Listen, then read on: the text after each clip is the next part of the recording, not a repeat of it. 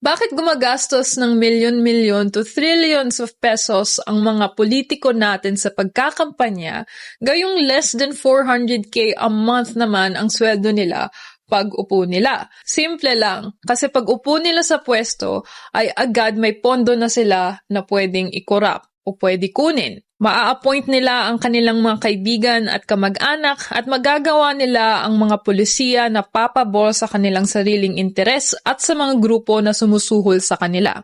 In short, sigurado sila na makukuha nila ang return of investments nila at magmumultiply pa ito. Ang tawag dito ay rent-seeking sa economics. Ito ay isang practice kung saan ginagamit ng mga tao ang kanilang posisyon sa gobyerno para ipataas ang kanilang personal na yaman na walang idinudulot na benepisyo sa lipunan.